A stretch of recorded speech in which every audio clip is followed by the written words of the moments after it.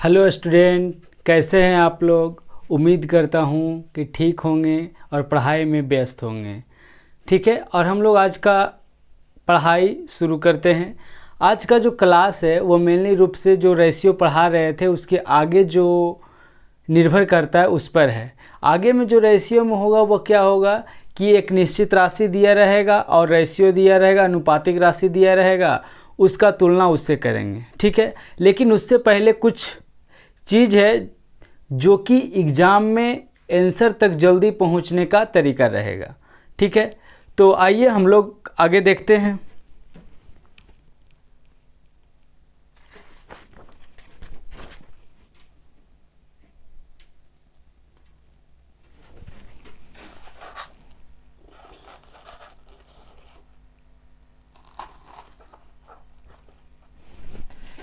आगे की अगर हम लोग बात कर ले तो जैसे लिखा है कि एग्ज़ाम में क्वेश्चन सॉल्व करते समय आंसर तक जल्दी पहुंचने का तरीका। जैसे अगर हम बात कर लें, मान लेते हैं कि कोई भी रेशियो दिया रहे, जैसे 2:3 है। ठीक है, और अगर ये फर्स्ट संख्या है, सेकंड संख्या है। अगर मान लें कि सेकंड संख्या का जो वैल्यू है वह 36 दिया है। ठीक है, तो जनरली जो है 36 दिया है, तो 36 दिया सेकंड का वैल्यू, तो जनरली किया जाता है कि 36 दिया है निश्चित वैल्यू, अनुपातिक वैल्यू 3 दिया है, और अगर पहली संख्या निकालना है तो 2 से गुना कर देते हैं, और जो भी कार्यक्रम है 12 या 36 24 हमारा आंसर आ जाता है। ठीक है, लेकिन इसी को इस तरीका से भी कर सकते हैं। जैसे 3 दिया है, 3 का वैल्यू कितना दिया है 36, तो 2 का वैल्यू निकालना है। अब 2 का वैल्यू निकालने के लिए क्या करते हैं, जैसे ये 3 है तो 3 36 है, इसको 12 से गुना कर देंगे तो 12 या 36 हो गया, तो इसको भी 12 से गुना कर देंगे तो 12 दूनी 24 हमारा आंसर हो गया। ठीक है, इस तरीका से करने का एक ही फ़ायदा है कि आप इस तरह से भी चल सकते हैं, इस तरह से भी चल सकते हैं, इस तरह से भी चल सकते हैं, इस तरह से चल सकते हैं, चारों तरफ से ये काम कर सकते हैं। ठीक है, आइए आगे देखते हैं इसमें क्या है। जो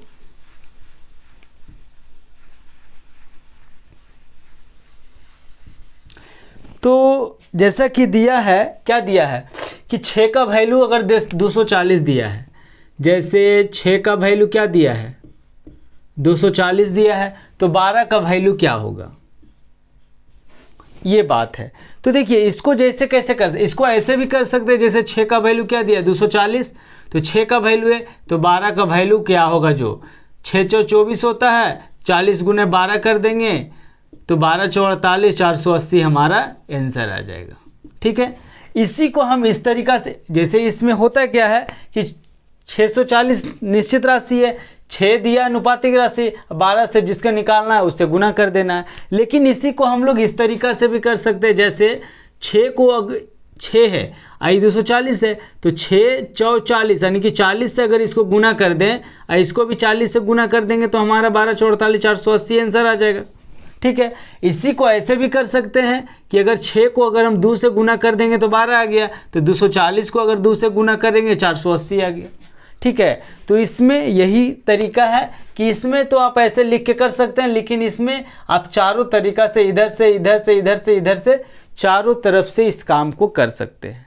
ठीक है, इसी तरीका को बताने का सिर्फ यही एक लक्ष्य है। जैसे आगे अगर देखते हैं, जैसे दिया है क्या 6 का वैल्यू क्या दिया है 240, तो बोल रहा है 12 का वैल्यू क्या होगा। ठीक है, तो अगर 6 को हम 2 से गुना कर दें तो 6 दूनी 12 आ गया, यहाँ भी अगर हम 2 से गुना कर दें तो 24 दूनी 48 480 हमारा आंसर आ गया। ठीक है, इसी को ऐसे भी कर सकते हैं, जैसे 240 है, जैसे जो बताया जाता है 6 12 निकालना है ऐसे, तो 6 × 24 480 आ गया। ठीक है, तो इसमें वही लिखा है कि 6 का वैल्यू 240 है तो 12 का वैल्यू कितना होगा, तो इसको अगर हम 40 से गुना कर देंगे तब भी 240 आ गया, तो इसको 40 से गुना कर देंगे तो जो हमारा निकालना है वो हमारा आंसर आ जाएगा। उसी प्रकार आगे देखते हैं, 6 को अगर 2 से गुना करेंगे तो 12 आ गया, तो 240 को अगर 2 से गुना करेंगे तो कितना आ जाएगा 480 हमारा आंसर आ गया। इसके बाद जैसे 10 का वैल्यू 5 दिया है तो 20 का वैल्यू कितना होगा, तो 5 10 को अगर 2 से भागा दे देंगे तो 10 को 2 से भाग देंगे तो 5 आएगा। उसी प्रकार से 20 को 2 से भाग देंगे तो 10 हमारा आंसर आ गया। लेकिन इसी को ऐसे भी आप कर सकते, जैसे 240/6 और गुने 12, तो 6 दूनी 12, 480 तब भी आ गया। 5/10 गुना 20 तब भी हमारा 10 हमारा आंसर आ गया। तो इसमें है कि हम चारों तरफ से इसमें कर सकते हैं, ठीक है, इसीलिए इसका उपयोग हम ज़्यादा करेंगे, ठीक है। यहाँ तक कोई दिक्कत?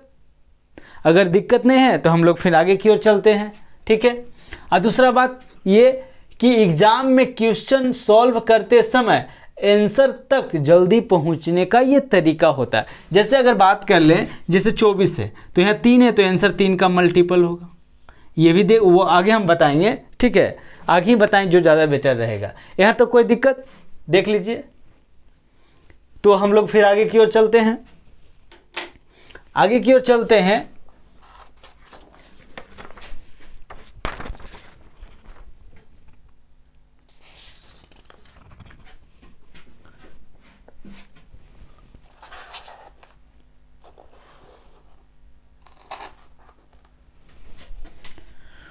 तो इसको मिटाते हैं।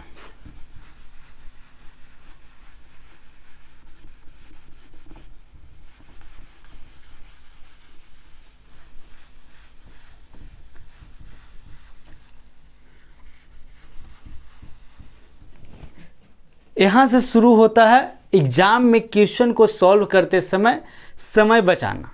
जैसे एग्जाम में तो क्वेश्चन बहुत सारा रहेगा, अब जितना ज़्यादा समय मैथ में बचा पाएंगे, आगे में जो अगर मैथ रहा, इंग्लिश रहा, जैसे एसएससी में रहता है मैथ, रीजनिंग, जीके और इंग्लिश रहता है, ठीक है। तो मैथ सबसे ज़्यादा समय मैथ में लगता है, उसके बाद रीजनिंग में लगता है। तो जितना समय हम लोग यहाँ से बचा पाएंगे दूसरे पार्ट में लग जाएगा, ठीक है। तो यहाँ का बात जो हम बताने वाले हैं इसके यहाँ से जो हम बताएंगे 5 या 6 तरीका रहेगा, जिसका उपयोग हम जब रेशियो में आगे बताएंगे तो उस सब में इसका उपयोग हम ज़्यादा करेंगे, ठीक है। इसीलिए मेनली रूप से इसके बाद जो हम बताने वाले हैं उसका उपयोग जैसे कि हर चैप्टर रहे या हर टॉपिक रहे या प्रैक्टिस कराएं, इस सब का प्रयोग ज़्यादा देखने को मिलेगा और आंसर तक जल्दी पहुंच सकते हैं, ठीक है। तो अब यहाँ के बाद देखते हैं, जैसे पहला क्या तरीका है आंसर तक जल्दी पहुंचने का। पहला तरीका क्या है? जैसे लास्ट डिजिट का मतलब क्या? अंतिम अंक, ठीक है। अंतिम अंक कैसे निकलता है? तो किसी भी संख्या को 10 से भाग दे देंगे तो वो लास्ट डिजिट निकलता है। जैसे मान लेते हैं 56 है, जैसे 56 लिखा है, 56 को अगर हम 10 से भाग दे देंगे, 56 को हम 10 से भाग दे देंगे तो 10 से भाग देने का 50 तो पूरी कट जाएगा, बाकी हमारा क्या बच गया? 6 बच गया। तो यही 6 लास्ट डिजिट होगा। इसीलिए कहा जाता है कि किसी भी संख्या को 10 से भाग देने के बाद जो रिमाइंडर बचता है वही लास्ट डिजिट कहलाता है, ठीक है। वही काम किए, 56 संख्या है, 10 से भाग देंगे, रिमाइंडर कितना बचा? 6 बचा, ये रिमाइंडर आया, 6 बचा, वही लास्ट डिजिट होता है। यहाँ तक कोई दिक्कत? फिर से आते हैं, लास्ट डिजिट क्या है? लास्ट डिजिट का मतलब होता है कि किसी भी संख्या को 10 से भाग देने के बाद जो रिमाइंडर बचता है वही लास्ट डिजिट होता है।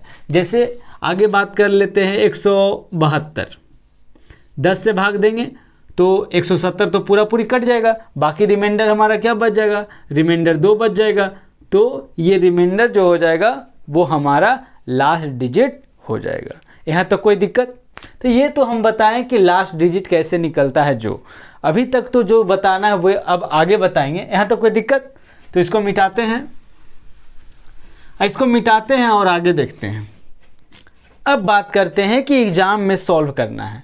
तो जैसे कि यहाँ लिखा है, जैसे कि ऑप्शन 4 रहता है, ऑप्शन 4 रहेगा तो पहला चीज़ बता रहे हैं कि यदि सभी ऑप्शन में इकाई का अंक या लास्ट डिजिट अलग अलग हो तब इसका उपयोग करते हैं। जैसे यदि सभी का लास्ट डिजिट अलग अलग हो तब इसी से आंसर लाना चाहिए और समय बचता है। जैसे देखते हैं, जैसे ऑप्शन क्या दिया है जो देखेंगे, जैसे वही 6 का वैल्यू क्या है? 6 का वैल्यू 48 है, ठीक है। तो 8 का वैल्यू क्या होगा? ठीक है। ऑप्शन में क्या है? ऑप्शन है 62, 64, 66 और 68। ठीक है, यहाँ तक कोई दिक्कत? अब देखिए सभी का जो लास्ट डिजिट है अलग अलग है, कोई दिक्कत? तो अगर हम बात कर लें तो यहाँ से अगर काटेंगे तो 6 8 48 आ गया। ठीक है, अब 8 को गुना करेंगे, हालांकि ये तो एक एक अंक का गुना है, 8 8 64 आराम से आ जाएगा, लेकिन जो बड़ा गुना रहेगा उसमें एक एक अंक से करेंगे तब भी हो जाएगा। तो यहाँ 8 8 कितना है 64, तो लास्ट डिजिट कितना है 4, तो लास्ट डिजिट कहाँ है ये, तो ये हमारा आंसर हो गया। ठीक है, अगला देखते हैं। जैसे अगला दिया है कितना 12 गुना 8 गुना 3 गुना 4। ऑप्शन क्या है? ऑप्शन है 11 50, नेक्स्ट है 16 44, फिर 11 52, और फिर क्या एक ऑप्शन है, एक ऑप्शन है 948। ठीक है, अब देखते हैं। जैसे लास्ट डिजिट, सबका लास्ट डिजिट अलग अलग है, यहाँ 0, यहाँ 4, यहाँ 2, यहाँ 8, सबका अंतिम अंक अलग अलग है। तो अंतिम अंक अलग अलग है, तो ये हमारा मान लीजिए प्रश्न आ गया। ऐसा आएगा, कितना बार आएगा, तो हम यहाँ पूरा को गुना नहीं करेंगे बल्कि अंतिम अंक से चलेंगे। जैसे 8 दूनी 16, 16 में लास्ट डिजिट क्या है 6 है, तो 6 तिया 18, 18 में लास्ट अंक क्या है 8, 8 चौके 32, 32 का मतलब लास्ट अंक क्या है 2, तो लास्ट अंक जिसका 2 रहेगा वही हमारा आंसर आ जाएगा, और ये हमारा आंसर आ गया। ये पूरा को गुना करने का ज़रूरत नहीं पड़ा। तो इस तरीका का उपयोग तब करते हैं, अंतिम अंक से आंसर लाने का उपयोग तब करते हैं जब सभी का अंतिम अंक लास्ट डिजिट अलग अलग हो। यहाँ तक कोई दिक्कत? ये सब है, यहाँ तक कोई दिक्कत? तो फिर हम लोग आगे की ओर चलते हैं। और ये पहला जो तरीका था आंसर लाने का, जितना भी तरीका बताएंगे वो सिर्फ आंसर तक जल्दी पहुँचने का तरीका रहेगा। तो हम लोग मिटाते हैं।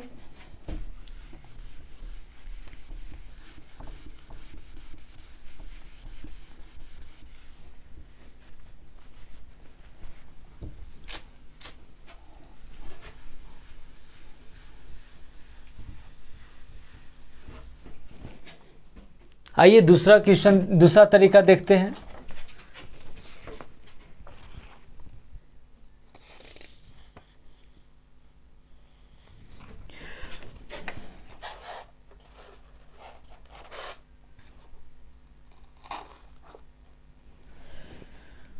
दूसरा जो तरीका है वो मल्टीपल। मल्टीपल तो हम इसके पहले डिविजिबिलिटी रूल पढ़ाए थे। मल्टीपल के लिए डिविजिबिलिटी रूल आना बहुत ज़रूरी है। जैसे मल्टीपल का मतलब होता है, सीधा सीधी बात है कि जो अंक, जैसे 9 है तो मल्टीपल करना है, तो 9 से भाग लगता है या नहीं। मल्टीपल का मतलब होता है भाग लगाना, और कोई बात नहीं है। तो वही बोल रहा है कि मल्टीपल चेक करना। मल्टीपल चेक करना इसका मतलब क्या है, जो ऐसे हम बता देते हैं। मान लेते हैं पहली संख्या दूसरी संख्या 2 है, 7 और 9 है। ठीक है, तो 7 और 9 है, तो पहली संख्या क्या होगा, अगर हम x मान लेते हैं तो ये क्या आ जाएगा 7x आ जाएगा संख्या। आई दूसरी संख्या कितना आ गया 9x आ गया। अब अगर दोनों को जोड़ देते हैं तो कितना आ जाएगा 9 7 16x आ गया। और अगर दोनों को घटा देते हैं तो क्या कितना आ जाएगा, तो 9 में से 7 गया तो 2x आ जाएगा। दोनों का अगर गुना कर देते हैं तो कितना आ जाएगा, तो 7x इंटू 9x आ जाएगा। अगर दोनों को भाग दे देते हैं तो कितना आ जाएगा, तो 7x बटा 9x आ जाएगा। तो ये कितना आ जाएगा 7x बाई 9x आ जाएगा। ठीक है, इतना रह देते हैं। ठीक है, यहाँ तक कोई दिक्कत? अब मान लेते हैं कि यहाँ तो कुछ भी गुना करके आएगा ही आएगा। मान लेते हैं ये हमारा आंसर है, मान लेते हैं। तो जो आंसर इस यहाँ 7 है, तो जो आंसर होगा, ये जो आंसर होगा वो निश्चित रूप से 7 से भाग लगेगा या 7 का मल्टीपल होगा। ये जो जैसे इसमें 7 है, ये आंसर है, तो ये आंसर जो होगा इस 7 से जरूर भाग लगेगा या 7 का मल्टीपल होगा। 9 है तो आंसर 9 का मल्टीपल होगा। 9 का मल्टीपल का मतलब कि आंसर जो भी आएगा वो 9 से भाग जरूर लगेगा। उसी प्रकार से यहाँ 16 है तो 16 का मल्टीपल होगा, 2 है तो 2 का मल्टीपल होगा। अब 7 और 9 दोनों हैं तो ये 7 और 9 दोनों से मल्टीपल होगा। ठीक है, यहाँ अब देखिए बात है कि यहाँ अंश है तो अंश का मल्टीपल, हर का मल्टीपल तो आगे में भी बताएंगे ये वाला चीज़। 7 है तो 7 का मल्टीपल आंसर होगा, ठीक है। तो ये जो भी आंसर आएगा उसमें इसका मल्टीपल जरूर होगा। अब मल्टीपल का मतलब क्या होता है कि उससे भाग लगना चाहिए, वही चीज़ लिखा है मल्टीपल चेक करना। पहली संख्या 7 है, दूसरी संख्या 9 है, तो अगर मान लेते हैं मतलब x मान के मानते हैं या k मानेंगे, कुछ ही मानेंगे, तो ये 7 के आ गया, ये 9 के आ गया, दोनों को जोड़ देंगे तो 16 के आ जाएगा, दोनों को घटा देंगे 2 के आ गया, दोनों को गुना कर देंगे तो 63 के स्क्वायर हो जाएगा। अब भागा देंगे तो 7 के बटा 9 के आ जाएगा, ठीक है। अब बात कर लेते हैं जो भी संख्या होगा वो k गुना 7 होगा, k का कुछ वैल्यू यहाँ आएगा, अब वैल्यू को अगर 7 से गुना कर देंगे तो वो संख्या आ जाएगा। लेकिन जो भी संख्या आएगा उसमें 7 तो जरूर रहेगा, तो 7 जरूर रहेगा, इसका मतलब आंसर जो होगा वो 7 का मल्टीपल होगा, यानी कि जो भी आंसर आएगा वो 7 से भाग लगेगा। उसी प्रकार से 9, 16, 2 ऐसे भाग लगता है। यहाँ तक कोई दिक्कत? उसी प्रकार डायरेक्टर लिखा LHS में जो संख्या होगी RHS में उसी संख्या, मान लेते हैं कि यहाँ 63 है, 63 है और इसका 7 का मल्टीपल देखना है। आंसर जो है 63 है और 7 का मल्टीपल देखना है, तो ये जो संख्या है वह 7 से भाग लग रहा है, तो 7 से भाग लग रहा है तो 9 कट के आ गया, अर्थात आंसर 7 का मल्टीपल है, तो फिर वो हमारा आंसर हो जाता है। यहाँ तक कोई दिक्कत नहीं? दिक्कत है तो फिर मिटाते हैं और आगे की ओर चलते हैं। आगे की ओर चलते हैं और आगे देखते हैं।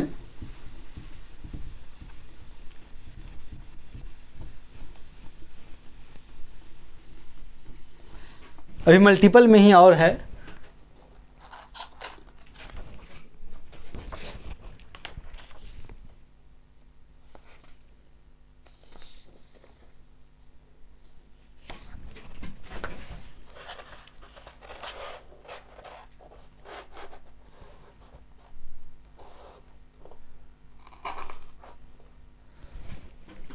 जैसे आगे देखते हैं, आगे में मान लेते हैं ये B और ये C और ये D, ठीक है। तो इसको जब गुना करेंगे तो क्या आ जाएगा?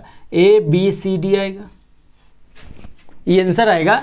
आंसर जो आएगा, जैसे A है, A को B से गुना किए, B को C से, C को D से गुना किए, तो सबको गुना करेंगे तो आंसर तो ABCD आएगा ही आएगा। अर्थात ये जो आंसर है A में, देखिए तो इसमें A है तो A का मल्टीपल होगा। A का मल्टीपल मतलब ये से भाग लग जाएगा। फिर ये B है तो B का मल्टीपल होगा, ये C है तो C का मल्टीपल होगा, ये D है तो D का मल्टीपल होगा। तो कहने का मतलब ही है कि जो भी आंसर रहेगा और वो संख्या रहेगा उसका मल्टीपल होगा। जैसे मान लेते हैं कि 11 गुने 9 और गुने 2, हमको ये गुना करना है, मान लेते हैं। तो गुना करके कितना आएगा? 198 आ गया गुना करके, ठीक है। अगर हमको कभी निकालना रहा, जैसे पूछ देगा कि 9 का वैल्यू क्या आएगा, या फिर अगर ये रेशियो में रहता चाहे कुछ भी रहता, तो यहाँ 11 है तो आंसर में आंसर देखते हैं 11 से भाग लग रहा है कि नहीं, तो ये 11 से भाग लग रहा है, अर्थात 11 का मल्टीपल है। 9 है तो ये 9 से भाग लग रहा है तो 9 का मल्टीपल है। 2 है तो 2 से भाग लग रहा है तो 2 का मल्टीपल है। इस प्रकार से मल्टीपल चेक किया जाता है। वही लिखा है मल्टीपल मीन्स वह संख्या आंसर में जरूर होगा या उस संख्या से आंसर में भाग लगेगा। मतलब 9 अगर है तो 9 उसमें जरूर रहेगा या 9 से भाग लगेगा। ऐसे जनरली भाग लगता है, वो संख्या होना तो ऐसा बहुत कम ही देखा जाता है, लेकिन भाग उस संख्या से अवश्य लगेगा। अब मल्टीपल चेक का, जैसे कि हम डिजिबिलिटी रूल में बताए थे, मल्टीपल चेक डिजिबिलिटी रूल में बताए थे कि सबसे पहले किससे भाग लगाना आसान है, तो वही प्रायोरिटी लिस्ट है कि साधारणतः डिजिबिलिटी रूल में ये बात बताए थे। तो मल्टीपल चेक करते हैं समय अगर कभी बाय द वे हमारे पास ये सब संख्या रहा तो सबसे पहले 10 से चेक करना आसान होता है, क्योंकि 10 से डिजिबिलिटी रूल क्या है, अंतिम में 0 होना चाहिए, उसके बाद 5 से, उसके बाद 3 से, उसके बाद 9 से, उसके बाद 7 से, उसके बाद 11, 13, उसके बाद कोई प्राइम नंबर से, उसके बाद 8, 16, ये सब से ऐसे चेक कर सकते हैं, ठीक है। आगे में एग्जाम्पल है, जैसे 6 का वैल्यू क्या दिया है 48, तो 5 का वैल्यू क्या होगा। अब आंसर दिया है क्या 32, 40, 48 और 36। तो 5 है तो आंसर 5 का मल्टीपल आना चाहिए। अब 5 का मल्टीपल आने का मतलब आंसर 5 से भाग लग जाना चाहिए। तो 5 से भाग ये नहीं लग रहा तो ये हमारा आंसर नहीं होगा। 5 से भाग ये लग रहा तो ये आंसर हो सकता है। और देख लेते हैं तो 5 से भाग ये भी नहीं लग रहा है, 5 से भाग ये भी नहीं लग रहा है, तो ये हमारा डायरेक्ट आंसर हो गया जो कि 5 का मल्टीपल निकल गया। इस तरीक़ा से मल्टीपल चेक करते हैं। यहाँ तक कोई दिक्कत? तो फिर इसको मिटाते हैं।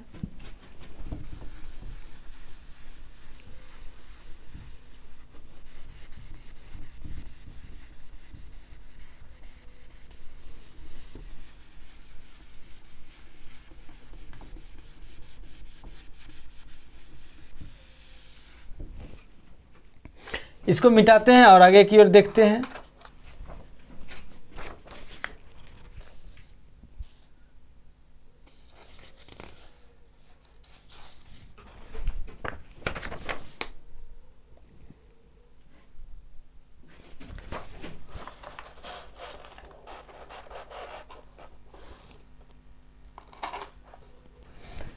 तीसरा डीएस है, जो कि हम इसीलिए हम पहले डीएस पढ़ाया, डिजिबिलिटी रूल पढ़ाया, इसीलिए ताकि जब यहाँ हम बताएं तो डीएस, अब यहाँ अगर वहाँ नहीं बताते तो हमको यहाँ पूरा डीएस बताना पड़ता, इसीलिए हम डीएस पहले टॉपिक में ले लिए हैं। ठीक है, आप जाके यूट्यूब पर वहाँ सर्च मार लीजिएगा @अविनाश जी मैथ वाले या अविनाश क्लासेज, उसके बाद उसमें डीएस देखिएगा, डीएस पढ़ लीजिएगा। उसके बाद डीएस, अगर सभी ऑप्शन का डीएस अलग अलग हो, ठीक है, तो हम डीएस से सॉल्व करते हैं। जैसे दिया है क्या, 6 का वैल्यू क्या है 48 है, तो 5 का वैल्यू क्या होगा। ठीक है, अब बात कर लेते हैं कि 48 है, यहाँ गुना 5 आएगा, अब बटा कितना आ गया 6। ऑप्शन क्या दिया है, ऑप्शन है 32, 40, 48 और 36। तो डीएस का मतलब होता है जोड़ देना है, 3 2 5, यहाँ डीएस 4, यहाँ 8 4 12, 12 का मतलब 3 और 6 3 9, ये आ गया डीएस। अब बात आ गया नीचे 3 आ रहा तो 3 से काट देंगे, 3 दूनी 6, यहाँ 3 से काटेंगे तो कितना आ जाएगा 16 3 48, तो डीएस 6 कितना 7 और गुना 5, 7 5 35, 35 का मतलब डीएस कितना आ गया 8/2। अब नीचे 2 है तो कितना से गुना करना 5 से, तो 5 8 5 40 का मतलब डीएस कितना आ जाएगा 4। तो जिसका डीएस 4 आएगा वही हमारा आंसर होगा। ठीक है, तो वही बात है कि अगर सभी ऑप्शन का डीएस अलग अलग हो तो डीएस से आंसर ला सकते हैं। ठीक है, तो इस तरीका से डीएस से आंसर लाया जाता है। ठीक है, आगे देखते हैं।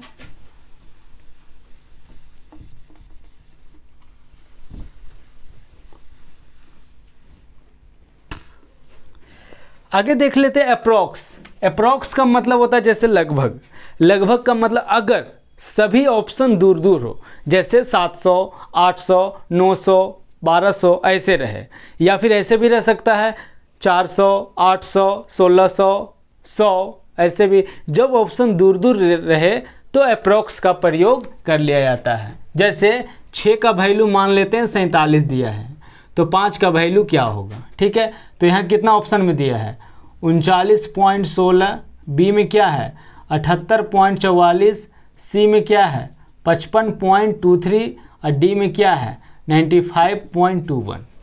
देखिए यहाँ क्या है 40 के आसपास है, यहाँ क्या है 78, यहाँ क्या है 55, यहाँ क्या है 95, सब ऑप्शन दूर दूर है, तब इसका उपयोग कर सकते हैं। जैसे 6 ठीक कितना होता है, जैसे 47 है तो 6 से 47 से कटेगा नहीं। ठीक है, तो अगर अप्रोक्स 48 मान लेते हैं तो ये लगभग कितना गुना है 8 गुना है, और 8 गुना से थोड़ा सा कम है, तो 8 गुना से थोड़ा सा कम है, तो आंसर जो आएगा 8 गुना तो होगा ही होगा, और थोड़ा ऐसे 8 गुना भी ले सकते हैं, क्योंकि दूर दूर ऑप्शन है तो उससे कोई फर्क पड़ेगा नहीं। तो 8 6 48, 8 5 40 भी मान सकते हैं कि 40 के आसपास का आंसर होगा। क्यों, क्योंकि ऑप्शन तो दूर दूर है, तो ऑप्शन 40 के आसपास तो सिर्फ एक ही दिख रहा है।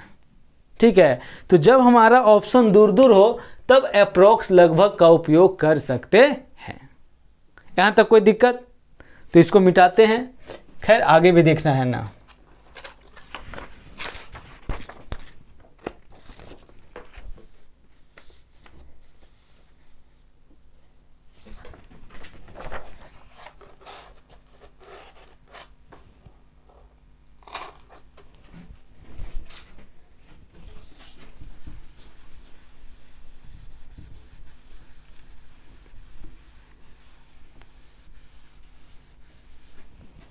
जैसे हम अभी बता रहे थे कि लास्ट डिजिट निकालने के लिए क्या करते हैं, 10 से भाग देते हैं, जो रिमाइंडर बचता है वो लास्ट इकाई का अंक या लास्ट डिजिट होता है।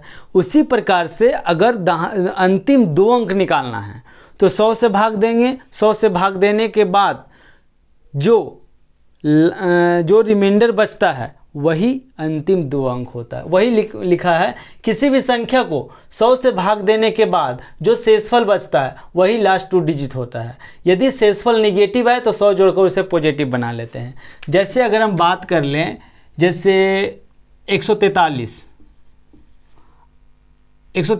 है, ठीक है। अगर हम इसको 100 से भाग दिए तो 100 से भाग देने के बाद क्या बच गया, 43 बच गया। तो जो रिमाइंडर, जैसे वही बात है कि अंतिम 2 अंक क्या है, तो किसी भी संख्या को 100 से भाग देने के बाद जो रिमाइंडर बचता है वही अंतिम 2 अंक या लास्ट 2 डिजिट होता है। तो 100 से भाग देने के बाद अंतिम 2 अंक क्या बच गया, 43 बच गया, तो यही लास्ट 2 डिजिट होता है,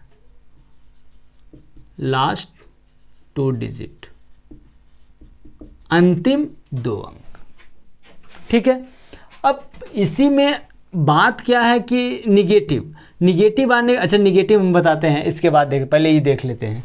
तो अब बात आ गया कि 100 से भाग देते हैं तो 143 और गुने क्या है 257, तो 100 से अगर भाग देंगे तो यहाँ रिमाइंडर क्या बच गया 43, और यहाँ कितना बच गया 57, ठीक है, इतना बच गया। अब इस दोनों को गुना करेंगे, गुना कर देंगे तो कितना आ गया 24, 51 आ गया, ठीक है। तो ये आ गया अंतिम 2 अंक। अब इसको गुना करना है, इसको गुना करना आसान है, तो अंतिम 2 अंक ये आता है, ठीक है। अभी एक चीज़ और इसमें बताना है तो ये भी क्लियर हो जाएगा पूरी तरीक़ा से।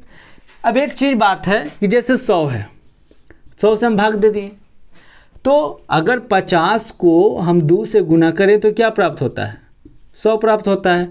तो 50 से भी हम भाग दे के ये काम कर सकते हैं, ठीक है। जैसे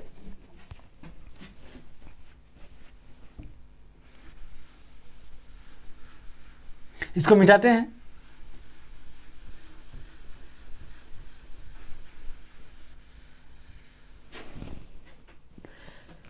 जैसे 143 है अगुने 257 है, तो इसको हम 50 से भाग देते हैं।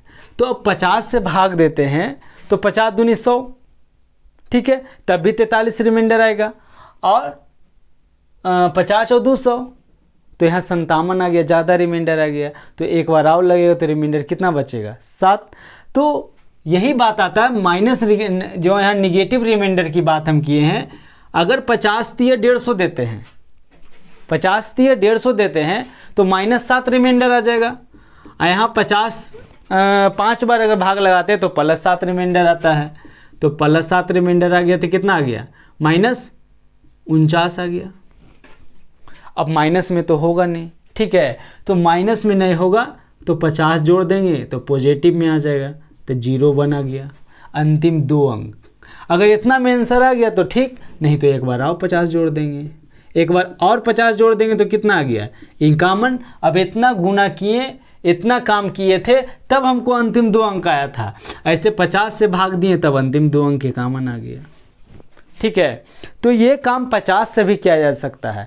फर्क सिर्फ इतना ही पड़ता है कि 100 से अगर भाग दीजिएगा तो फिर अगर निगेटिव आएगा, मान लीजिए निगेटिव आ जाता, मान लीजिए 25 आ गया निगेटिव, तो इसमें 100 जोड़ते तो ये अंतिम 2 अंक 75 आ जाता, ठीक है। लेकिन जब 50 से भाग देंगे तो 50 से निगेटिव आ गया तो कितना -49 आ गया, तो इसमें 50 जोड़ेंगे तब पॉजिटिव आएगा, तो 50 जोड़ दिए तो अंतिम 2 अंक क्या आया 01, ठीक है। या इसमें एक यही दिक्कत है कि अगर 0 एक बार में आ गया तो ठीक, नहीं तो एक बार आप 50 जोड़ कर देख लेंगे, तो अंतिम 2 अंक कितना है 51 है, जो कि यहाँ है। यहाँ तक कोई दिक्कत? तो इसको मिटाते हैं।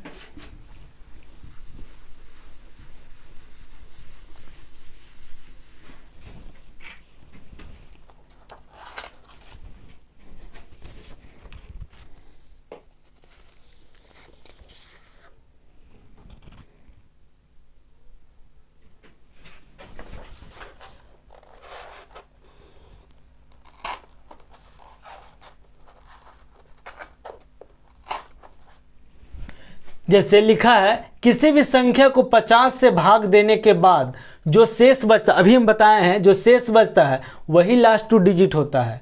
और यदि निगेटिव संख्या आता है तो 50 या 100 जोड़कर पॉजिटिव बनाते हैं। निगेटिव रिमाइंडर में पॉजिटिव बनाने के लिए 50 भी जोड़ सकते हैं या 100 कुछ भी जोड़ सकते हैं, जिससे आंसर जल्दी आ जाए। ठीक है, तो 143 गुने 257 यहाँ करेंगे तो -7, यहाँ +7 किए तो -49। तो अभी हम बताए हैं 01 आ गया, लास्ट 2 डिजिट 01 आएगा, या 50 जोड़ेंगे तो 51 आ जाएगा। ठीक है, या फिर डायरेक्ट भी कर सकते हैं, -49 + 50 01, -49 में 100 जोड़ेंगे तो 51 आ जाएगा। यहाँ तक कोई दिक्कत? तो फिर आगे चलते हैं। ये हम बता दिए थे, अभी हम बताए थे ये वाला।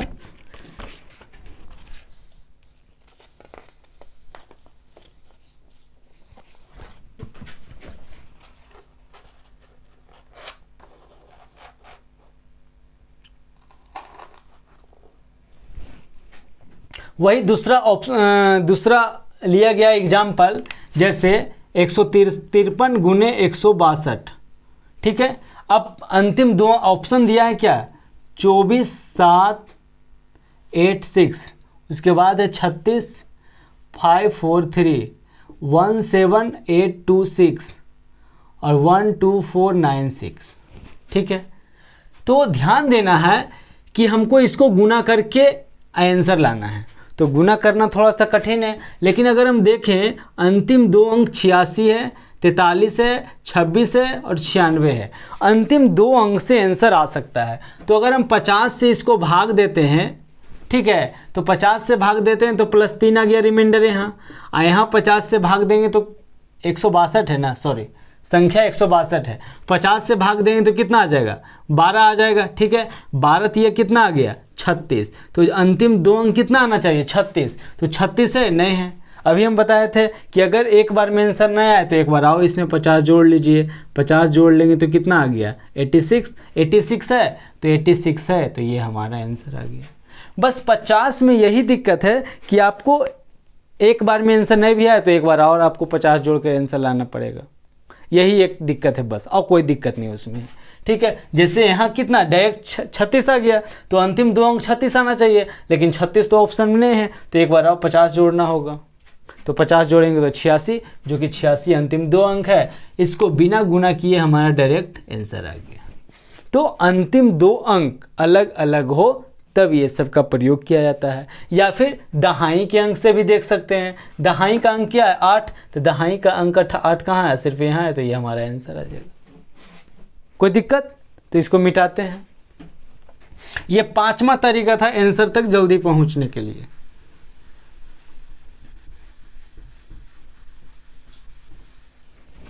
ठीक है, आगे देखते हैं। छठा जो ऑप्शन है वो बाई ऑप्शन है। बाई ऑप्शन कहने का मतलब क्या होता है, जो जैसे 6 का वैल्यू क्या है, 48 है, तो 5 का वैल्यू क्या आएगा, तो यहाँ 40, ऑप्शन 40, 45, 49 और 34। तो आंसर 5 का मल्टीपल होगा, जैसा कि हम अभी बता रहे थे।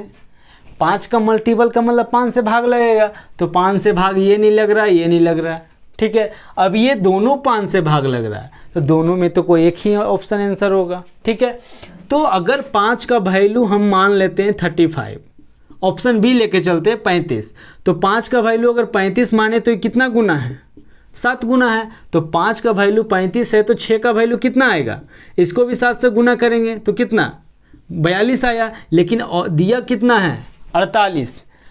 5 का वैल्यू 35 हम माने हैं, तो ये 7 गुना है, तो इसको भी 7 गुना किए तो कितना आ गया, 42। लेकिन प्रश्न में दिया कितना है, 48, अतः यह वेरीफाई नहीं हुआ।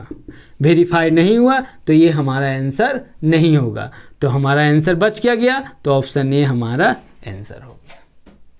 ठीक है, अगर 40 लेके एक बार चेक कर, ऐसे चेक करने की जरूरत नहीं। जब 2 ऑप्शन कट गया, ये दोनों में कोई एक चेक कर लिए तो सिर्फ डायरेक्ट आंसर मार्क कर लीजिए, कोई दिक्कत नहीं आएगा। लेकिन हम यहाँ बता रहे हैं तो एक बार चेक कर लेते हैं। तो 5 का वैल्यू अगर हम 40 लेते हैं तो पनिया ठीक कितना आ गया, 40। तो 6 का वैल्यू 8 गुना करेंगे तो कितना आ गया, 48, जो कि प्रश्न में दिया है, अर्थात वो वेरीफाई हो गया। यहाँ तक कोई दिक्कत?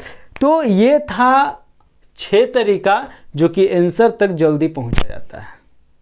मैथ में जितना जल्दी आप आंसर तक पहुँचिएगा उतना जल्दी ऑप्शन रंगिएगा और आगे ऑप्शन क्लिक कीजिएगा। ऑनलाइन एग्जाम में तो क्लिक करना होता है, ऑफलाइन एग्जाम में रंगना होता है। ठीक है। तो आगे जो रेशियो हम बताने वाले हैं उसमें ये सब का बहुत उपयोग होने वाला है। ये 6 तरीका का 100 में मात्र 5% या 10% ही क्वेश्चन में ऐसा रहेगा जिसमें पूरा कैलकुलेशन करना पड़ेगा, और नहीं तो ये सब 6 तरीका में किसी एक ऑप्शन का उपयोग, किसी एक तरीका उपयोग करके हम आंसर ला सकते हैं जिसमें जो उपयोग हो जाए। जैसे अगर सबका अंतिम अंक या लास्ट डिजिट अलग अलग हो तो तरीका 1 का प्रयोग करते हैं, ठीक है। अगर डायरेक्ट 5 का मल्टीपल यहाँ एक ही ऑप्शन रहता तो डायरेक्ट हमारा आंसर आ जाता है। तीसरा तरीका DS था। चौथा तरीका क्या था? तो चौथा तरीका था अंतिम 2 अंक। पांचवा तरीका क्या था? बाय ऑप्शन था। फिर एक तरीका और बीच में क्या था? एक तरीका और कुछ था, क्या था? अंतिम अंक था, फिर लास्ट डिजिट था पहला, दूसरा था डिजिबिलिटी मल्टीपल था, तीसरा था DS था, चौथा था क्या था? दहाई का अंक, अंतिम 2 अंक था, और पांचवा था क्या था? कुछ छूट गया क्या? कुछ छूटा तो नहीं, पूरा तो बता ही दिए हैं।